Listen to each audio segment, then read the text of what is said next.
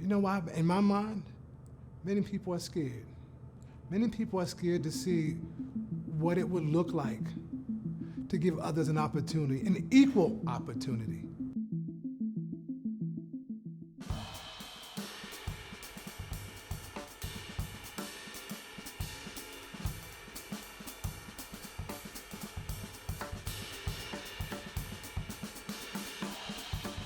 The federal government controlled most of what we do. Deciding how many dollars would come to DC, how much would come to DC, and who they want to impact the most. The haves continue to have. So it was a setup from the beginning. I had an opportunity to work for DC Housing Authority. And that's when I've been able to talk to the residents, go into public housing, hearing from them, understanding that they also wanted to own their own business. They didn't just want to be in public housing and not have a job, they wanted to work. And guess what? There were hundreds of contractors coming into DC Housing Authority, bringing people from all over the states to do the work in DC housing. And that's when I began to develop a program and put policies in place to ensure that DC residents, more specifically public housing residents, had an opportunity to work. Then I was asked to come to DOES to create a program to help initially women that were on TANF. But in my mind, it was people that have barriers. That's how Project Empowerment started. One of the biggest challenges were getting the businesses to actually hire people who have a criminal background. That was major.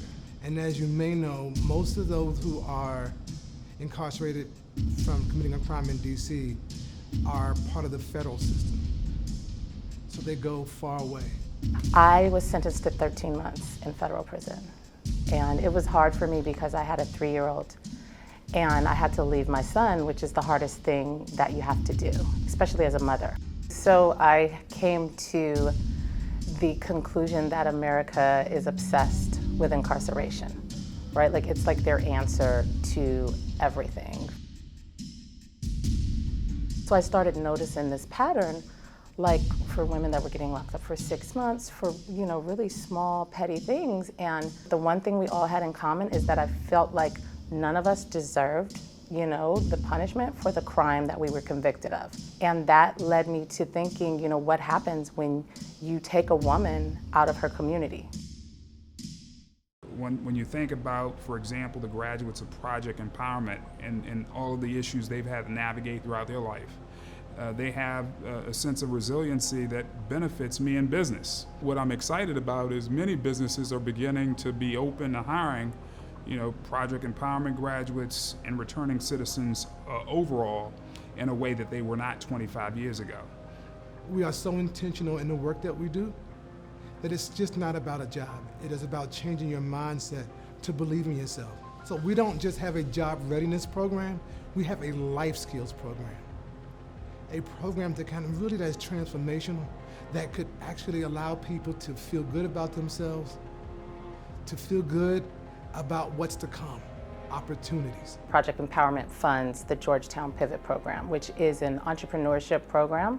Their goal is to either set you up with a business or to get you a job. And these are jobs that you normally would not get as someone who was formerly incarcerated. It helps to be with people who understand what you have been through. And unlike other jurisdictions throughout the country where we do business, you don't have a well-resourced, well-experienced workforce agency that you can deal with, similar to what we have here in the city with DOES.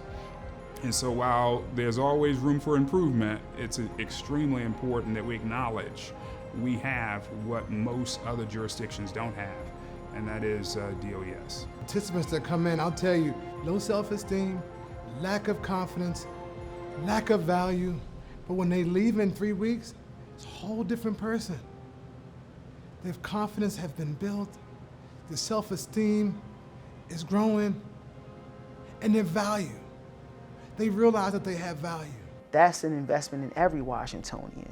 When people can become self-sufficient, when people can start to thrive and raise their families and step away from criminality. That's not just about that family, that's about all of our families. There's no doubt that people have not been treated equally. But we have an opportunity, and DOES is taking that opportunity to serve people that need the service the most in a way that's very intentional and very purposeful.